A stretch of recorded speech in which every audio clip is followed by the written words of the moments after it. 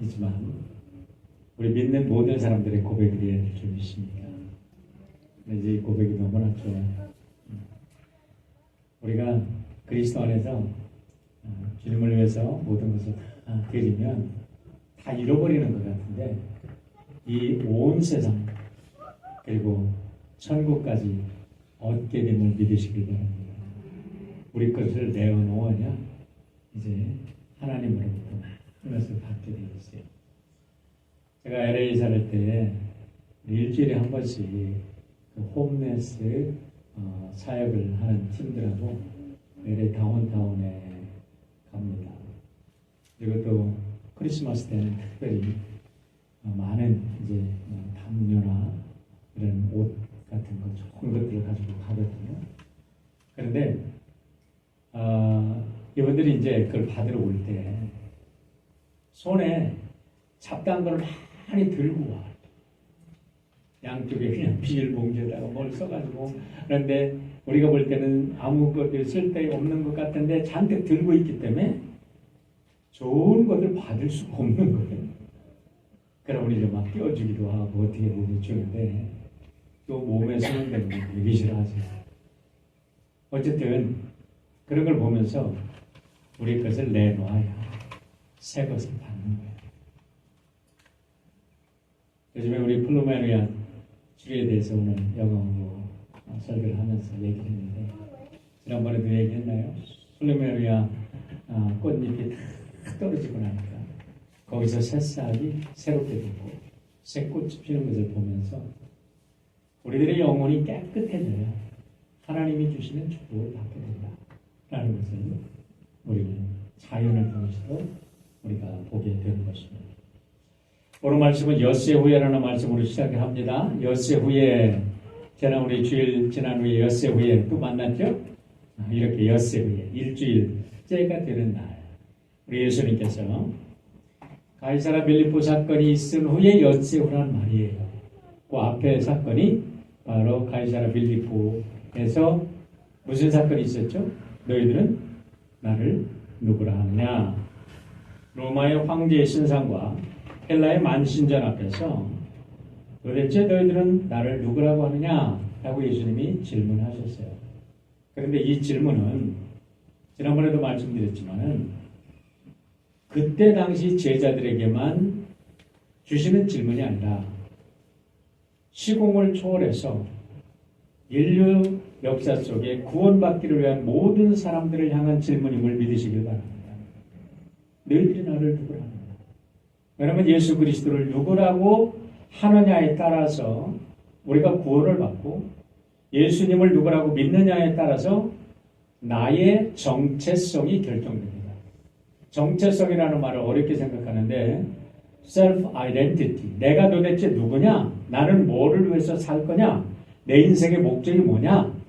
내 인생의 목적이 결정이 되면 나의 삶의 스타일이 결정이 되고 내가 오늘 왜 돈을 벌어야 되고 왜 공부를 해야 되고 내가 이것을 어떻게 써야 되고 이 모든 것들이 결정되는 거예요. 한 가지만 결정되는 게 아니라 그거에 따라서 우리들의 모든 게 결정되는 거예요.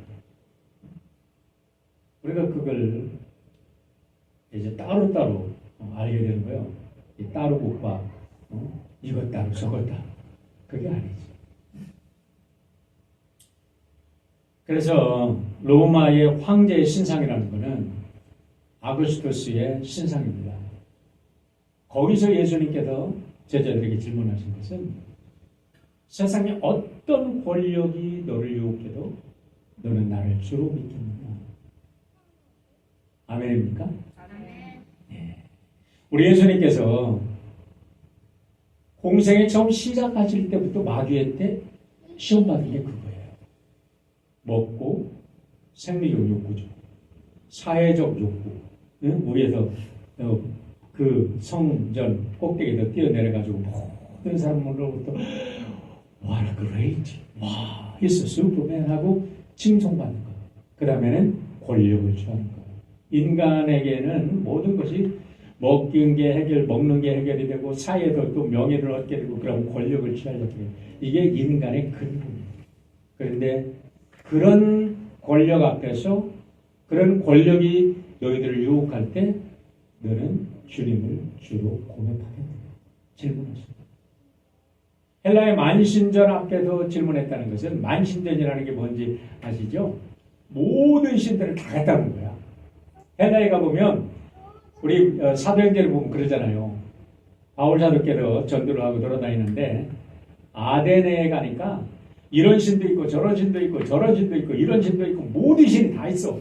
하물며 혹시나 빠뜨릴 신이 있어서 이름 없는 신까지 만들어놨어요. 응? 그래가지고 섬기는 거예요.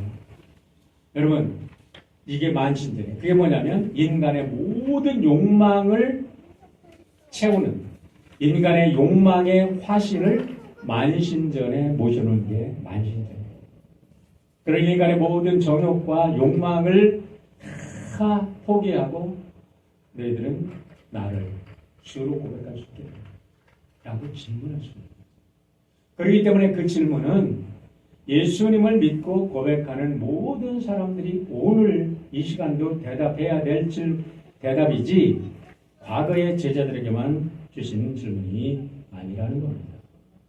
그런데 베드로가 주는 그리스도시요 살아계신 하나님의 아들입니다 라고 고백을 했잖아요. 여기에 굉장히 중요한 세 가지가 들어있다고 그랬죠. 예수, you are my Lord.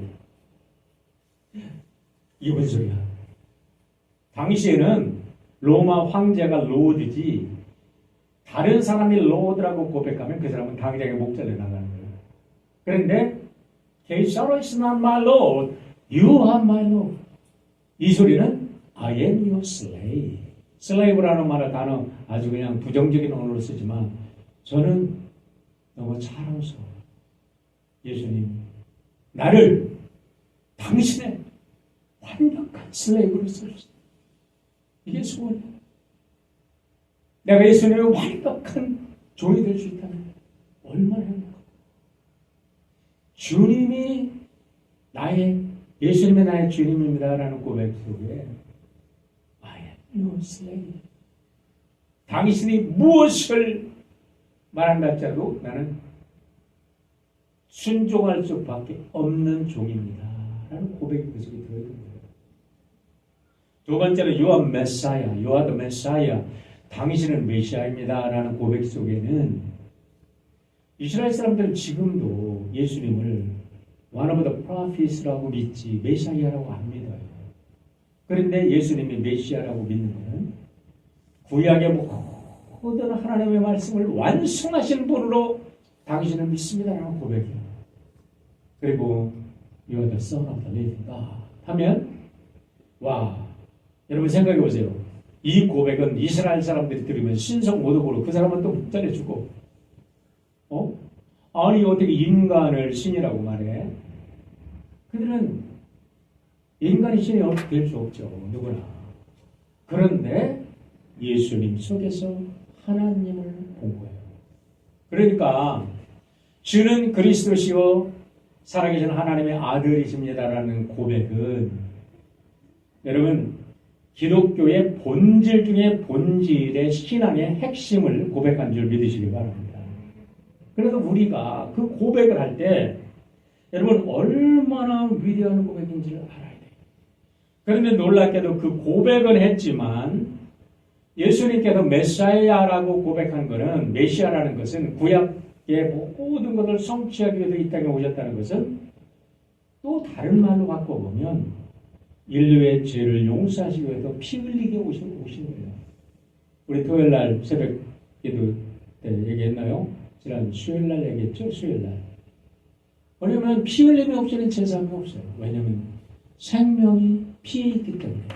와, 여러분 생명이 피에 있다는 것은 이게 BC 2000년 전에 쓰여진 책 속에 들어있거든요. 근데 현대 과학에서는 발견된 일이에요. 피 속에는 생명이 있거든요. 피 속에 적혈구, 백혈구, 혈청, 그리고 피 속에 모든 이런 이뮤 시스템 속에 피가 다 들어있어. 그래서 저는 이 생물학을 한 사람으로서 하나님께서 흑 하고 성령을 숨을 불어넣자 심장이 펑펑 뛰면서 피가 돌기 시작했다. 난 이렇게 해서 그래. 피의 생명이다.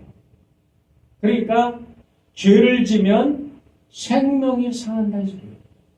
그 상한 생명을 회복시키려면 반드시 누군가의 생명이 희생되지 않으면 안 된다. 그래서 기독교에서는 생명 존중 사상이 그 어떤 세상의 철학과 세상의 어떤 종교보다도 강한 겁니다.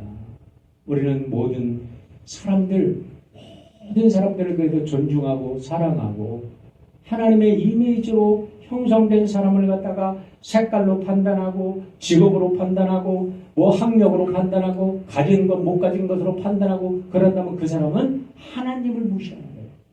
왜냐하면 하나님의 자녀를 무시하잖아요. 여러분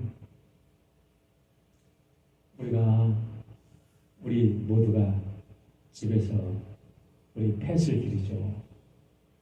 우리 수지 자매님 멀리한테 에휴 배기 싫어하고 발로 한번 찼다면 이제 원수가 되고 그때 순간부터 우리 저기 선배 목사님이 처음에 경험이 없어가지고 글쎄 자기가 하면서 신방을 가가지고 발로 걔를 툭툭 치면서 이렇게 뭐라고 했대. 그랬더니 막 주인이가 물그락 그다음부터 교환나네. 어떻게 이거는 강아지도 식구란 말이지. 내가 우리 강아지를 애거든 등록하러 갔더니 정돌이야. 우리가 이제 똘이라고 적거든요. 정돌이. 이 강아지가 내 승을 받네. 할렐루야. 그런데 이 강아지를 무시하면 나를 무시하는 거잖아. 우리 자식을 무시하면 나를 무시하는 거잖아. 그런데 하나님의 자녀를 무시하면 하나님을 무시하는 거예요. 그렇기 때문에 우리는 이런 근본적인 신학의 바탕을 확실히 한다면 우리는 사람을 존경할 수밖에 없게 되는 겁니다. 왜 사람을 존경해야 되냐? 존경하라니까 이게 아니야.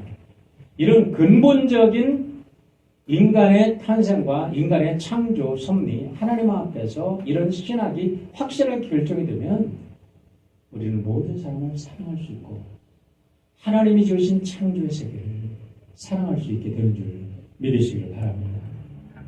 그래서 예수님께서 내가 메시아로 왔다. 그러니까 예수님 안 됩니다. 안 됩니다. 죽으실 수 없습니다. 이 소리는 뭐야? 이게 이제 중요한 겁니다. 신앙은 고백했는데 그 뜻을 몰라. 주님을 나의 주로 고백했는데 주님 말 하나도 안 들어. 나 예수 믿어. 나 교회 안 가도 예수 믿어. 그래 놓은 그건 안 믿는 거야 사실. 주님 말을 하나도 안 들으면서 주님을 믿는다? 아까도 제가 말씀드렸잖아요. 슬레이브와 주인의 관계. 이거는 굉장히 중요한 얘기예요. 그래서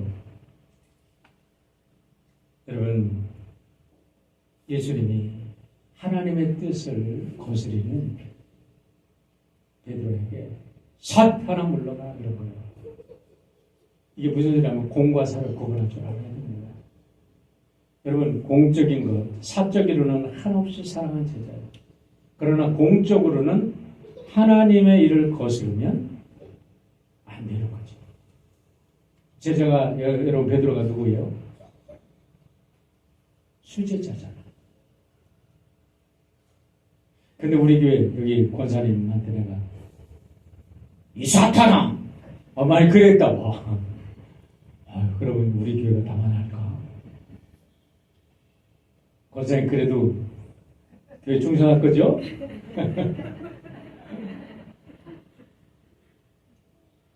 그런데 말이에요. 사람이기 때문에 예수님도 알아요. 베드로도 알아. 그렇게 사랑했던 제자를 그리고 그렇게 충성하는 베드로를 매몰차게 사탄이라고 하니까 다른 제자들도 상처를 다 받은 거예요. 이거를 어떻게 해결해요? 내가 잘못했다, 아니다, 그 뜻이 아니다 이런다고 해결되나요? 해결 안 돼. 말로 해결이 안 돼요. 그래서 제가 묵상을 하는 거예요. 왜 예수님께서 십자가를 지러 예루살렘으로 가시는데 지금 변화산으로 올라가셨어요? 그들을 대해. 어쩌면 예수님의 마음에도 감정에 이들이 아직도 예수님을 이해하지 못해.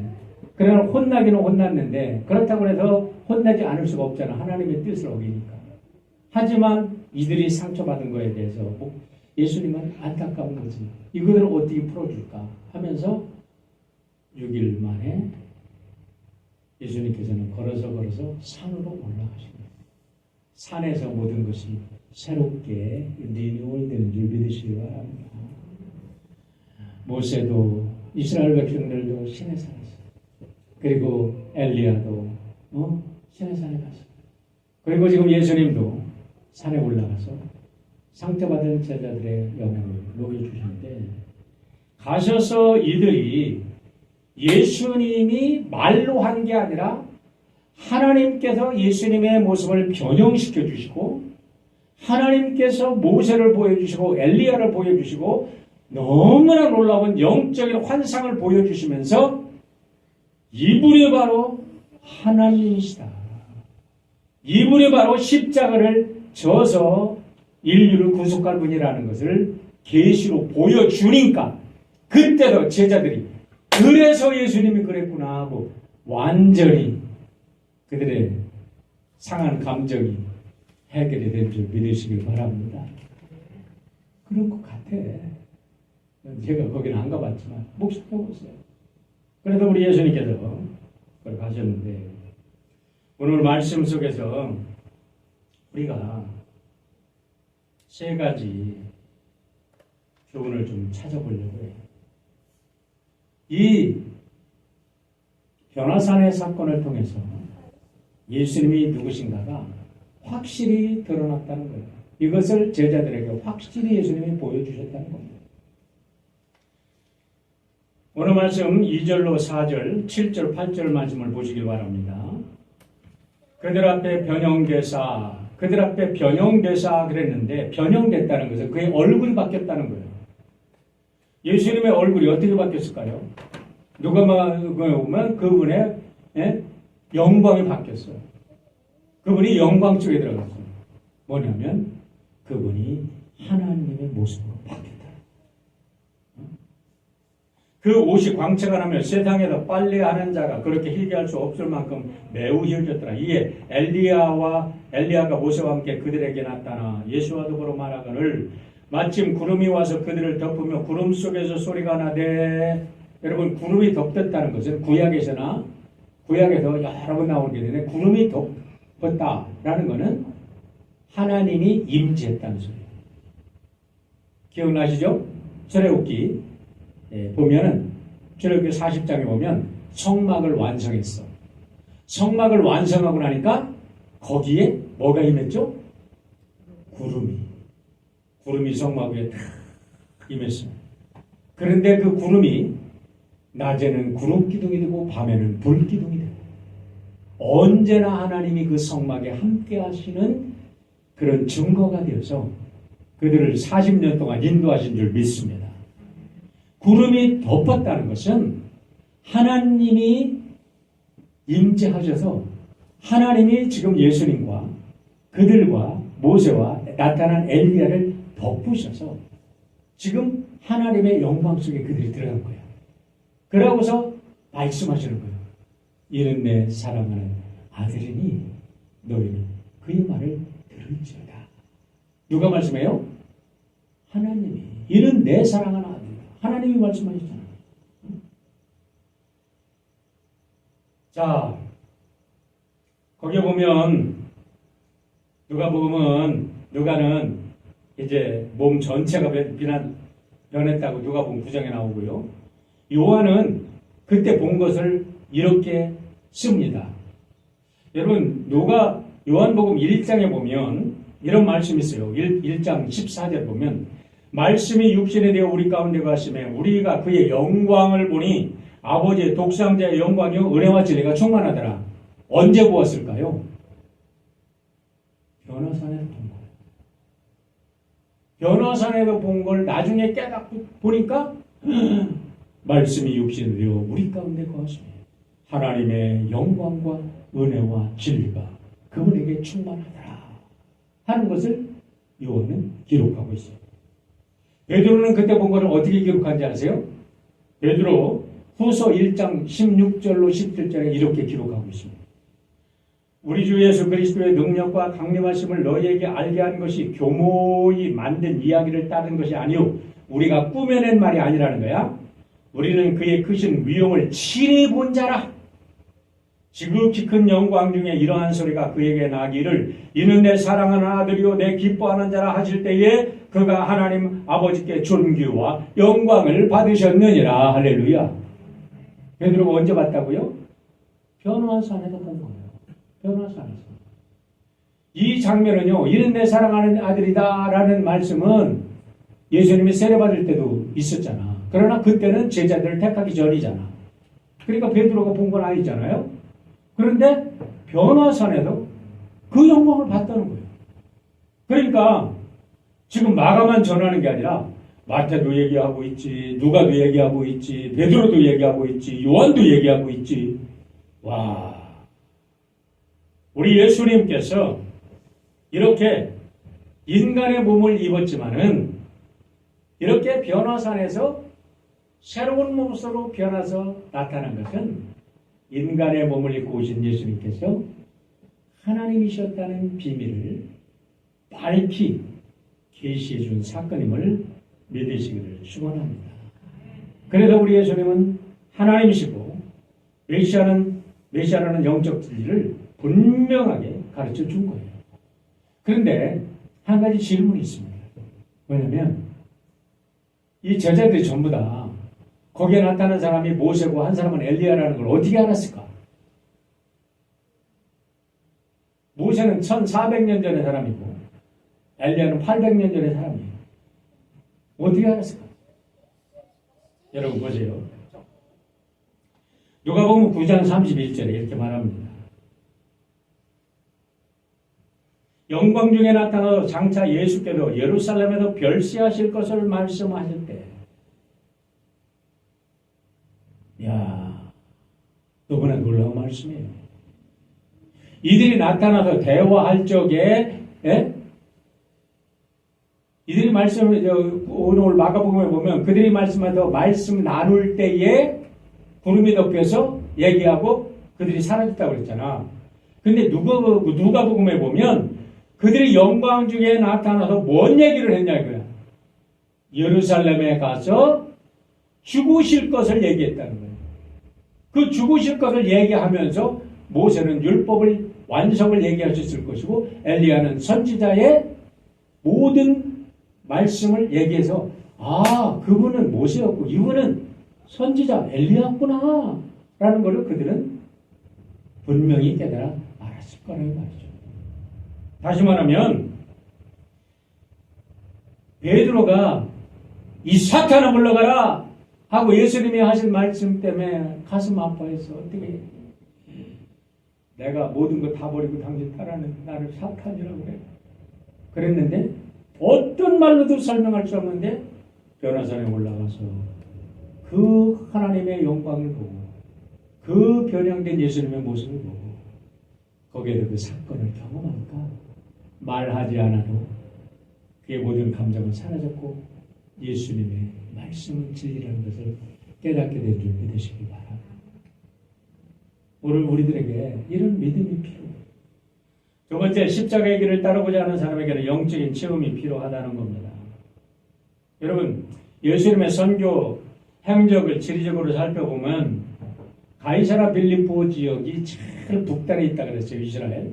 거기서부터 직선으로 이제 예루살렘으로 내려갑니다. 방향으로 보면 남쪽으로 내려가는 거지만 산으로 올라가는 쪽에서 예루살렘이 한 고도 800m 정도 있기 때문에 올라간다고 보통 표시를 하는데 이렇게 예수님의 사역을 지리적으로 잘 밝혀놓은 신학자가 있어요. 동양의 신학자인데 안타깝게도 한국 신학자는 아니에요.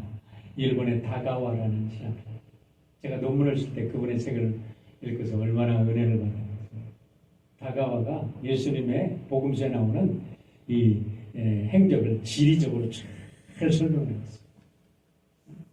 그런데 예루살렘은 강도 속을 갈릴리 제자들이 생긴 그리고 기독교가 다정한 성지.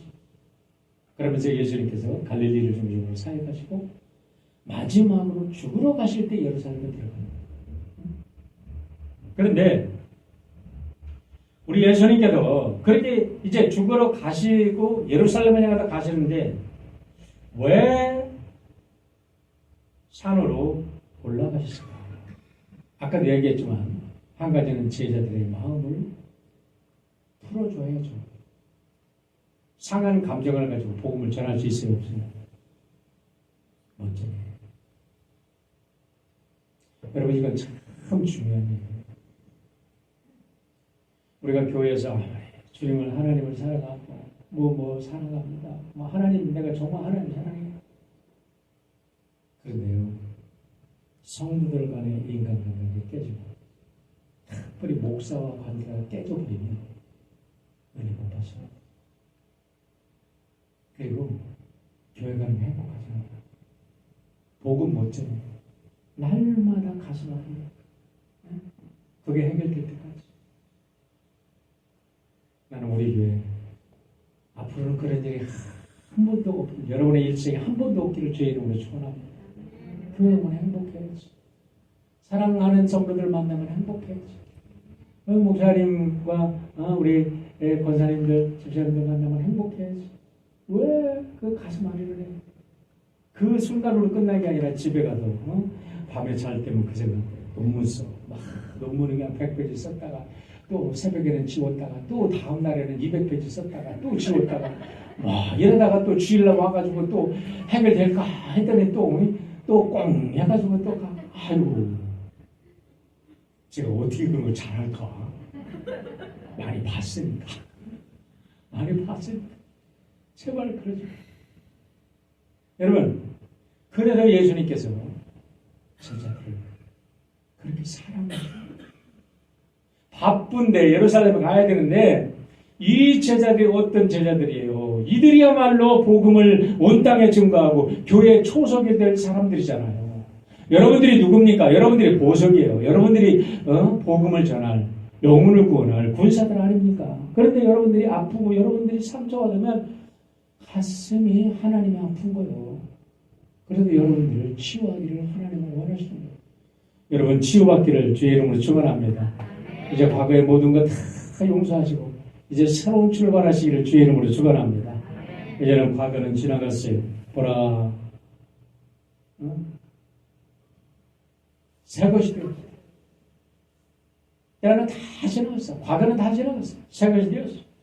자, 또 한 가지는 예수님께서 어쨌든 예수님도 인간이잖아요. 그런데 십자가를 지러 가려니까 기도하러 올라가셔야 되지. 기도하시고 그 중요한 일이에요. 그래서 가셨다는 것을 우리가 알게 되는데 여기서 우리가 알 수 있는 것은 뭐냐면 죽는 순간까지 순교할 각오가 되어 있으려면 영적 체험이 없이는 순교 절대로 못합니다. 인간 지식 갖고 되지 않아요. 보세요. 우리 노아도 아브라함도 야곱도 모세도 이사야도 예레미야도 에스겔도 모두 다 하나님을 직접 만나는 체험들을 했거든요. 몇 사람만 얘기를 드릴게요. 이사야가 어떻게 죽은지 아세요? 이사야가 어떻게 죽었죠? 성경에는 잘 안 나오죠? 이사야 성천기라는 책하고 탈무드에 나와요. 이사야는 므낫세라는 악한 왕이 통나무 속에 들어있는 이사야를 이 군사들이 막 쫓아갔어. 막 이사야 잡으려고. 그러니까 통나무가 이제 나무 속으로 숨어들었어. 큰 급하니까. 나무, 빈나무 속으로. 그런데 나무가 이렇게 가려가지고 못 보겠대. 근데 한 녀석이 그걸 갖다가 본 거예요. 그러니까 그 갖다가 왕야가 얘기하니까 그 나무째 뽑아다가 그 나무를 톱으로 켜가지고 반토막 내고 죽여. 이사야는 톱으로 켬을 당해 죽어요. 그래서 히브리서 11장에 어떤 이들은 톱으로 켬을 당하고 그게 이사야예요. 딴 사람 얘기하는 게 아니라. 그런데 그렇게 할 수 있었던 이유는 이사야가 하나님의 영광을 보았기 때문에. 절대로 하나님을 부정할 수 없기 때문에. 에스겔은 보세요. 390일 동안은 북이스라엘을 위해서 누워있고 40일은 남유다를 위해서 누워있어. 430일을 누워서만 예언을 했어요.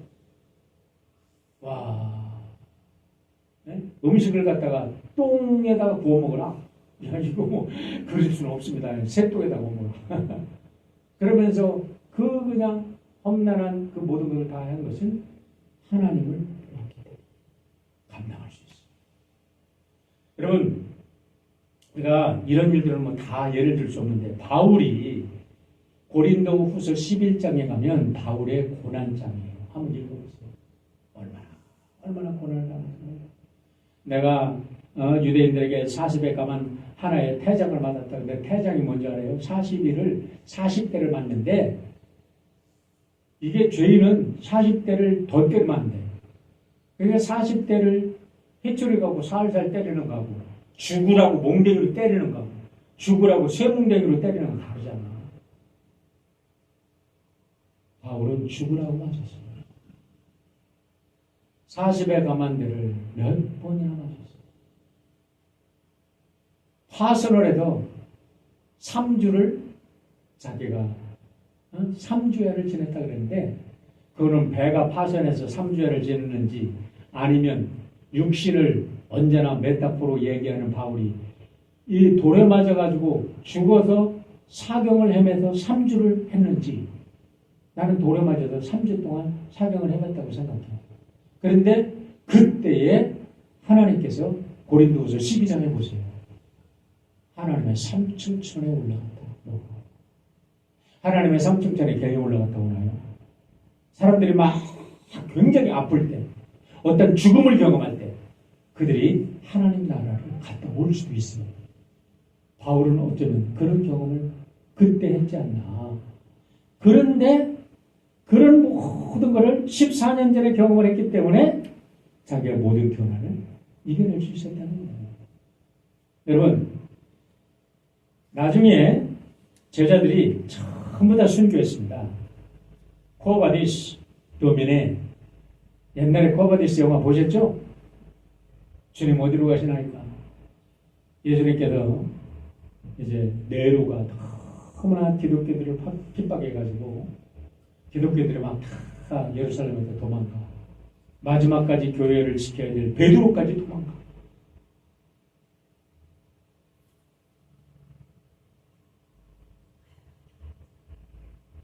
독상에서 예수님 베드로에게 나타났어. 주님 어디로 가시나이까? 네가 버리고 간 교회를 무엇이 내가 그러니까 베드로가 깨닫고 나서 예루살렘에 다시 돌아가서 십자가에 달려 죽는데, 우리 예수님 바로 잡혀 죽으셨으니까 나는 그런 자격 없다. 나는 거꾸로 달려 죽는다. 그러고서 거꾸로 달려 죽었어. 그게 왜 가능하냐? 영적 체험이 있습니다. 사랑하는 성도 여러분, 사순절에 여러분들이 기도하면서 이런 영적인 체험이 여러분 안에 있기를 주의 이름으로 소원합니다. 그럴 때, 이런 영적인 체험이 있을 때, 우리는 세상의 사람들이 우리를 이스라엘처럼 더불어 견다할지라도 우리가 절대로 주님을 배반하지 않는 거예요. 근데 우리 의지 갖고는 안 돼.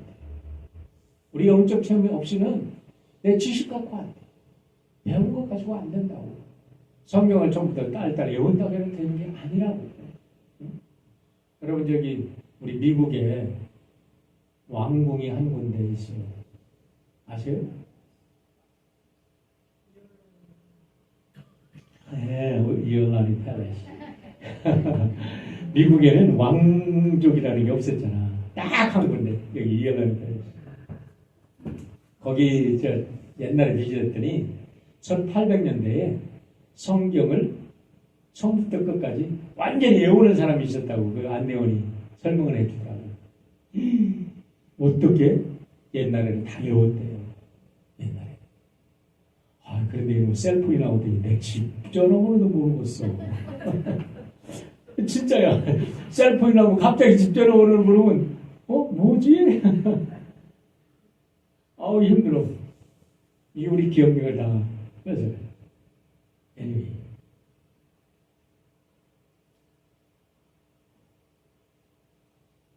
뭔 얘기 하려면 또 헛소리 했어요. 이혼날이 왕국이네. 근데 왜 그 왕국 얘기를 했는지 모르겠다고. 성경은 다 외워도 안 된다고. 맞아.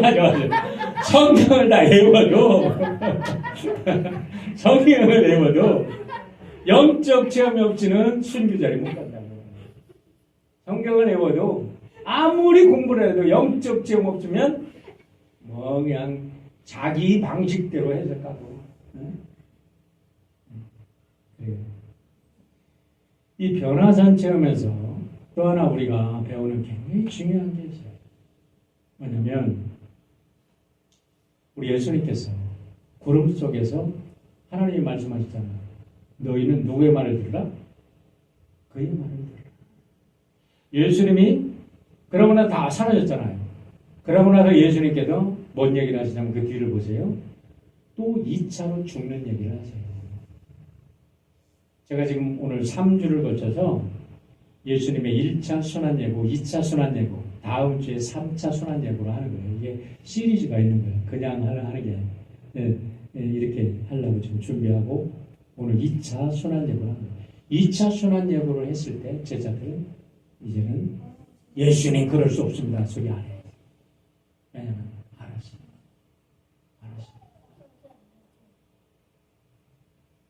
그런데 중요한 것이 있어요.